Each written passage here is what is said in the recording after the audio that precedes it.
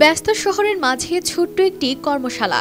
বাইরে থেকে দেখলে হয়তো মনে হবে কেবল পুরনো আবর্জনার স্তূপ, কিন্তু ভেতরে ঢুকতেই চোখে পড়ে এক অন্য জগৎ, যেখানে ফেলে দেওয়া জিনিস নতুন জীবন ফিরে পায়, তাও আবার প্রতিবন্ধীদের হাত ধরে। এখানে গল্পটা শুধু আবর্জনার নয়।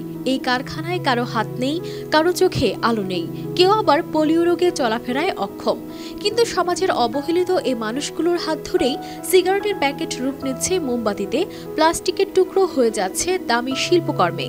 এরা শারীরিক প্রতিবন্ধকতাকে হার মানিয়ে দেখিয়ে দিয়েছেন, জীবন যদি একদিক বন্ধ করে দেয়, তবে অন্য দিক খোলার সাহস মানুষের মধ্যেই থাকে।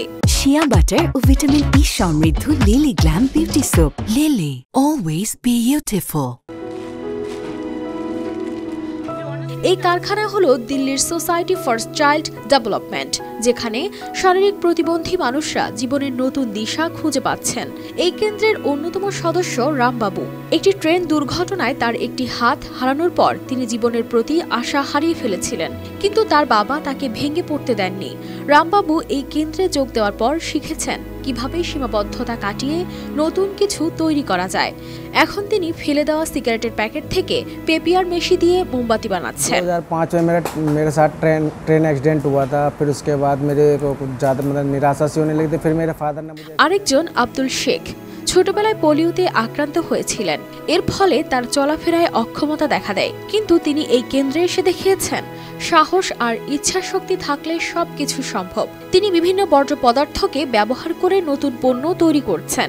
এই কেন্দ্রে শুধু প্রতিবন্ধীদের জন্য কাজ করা হয় না, বরং পরিবেশ রক্ষার একটি গুরুত্বপূর্ণ দিকও এখানে রয়েছে। কেন্দ্রের প্রতিষ্ঠাতা মধুমিতা পুরী জানিয়েছেন, তারা কারখানা, অফিস এবং বাড়ি থেকে বর্জ্য সংগ্রহ করেন এবং তা দিয়ে নতুন নতুন পণ্য তৈরি করেন। মধুমিতার মতে মানুষের মানসিকতার পরিবর্তন এই কাজের সবচেয়ে বড় challenge. So we collect all waste and trash from the society, offices, factories and homes, and then we recycle them and we make them beautiful things again. কেন্দ্রের কর্মীরা বলেন, এখানে কাজ করে তারা শুধু জীবিকা অর্জন করেন না, বরং নিজেরা সমাজে অবদান রাখারও আনন্দ পান। আবর্জনা থেকে তৈরি এই শিল্পকর্ম শুধু তাদের জীবন বদলায়নি, বরং এটি সমাজের দৃষ্টিভঙ্গি বদলানোর বার্তা দিচ্ছে।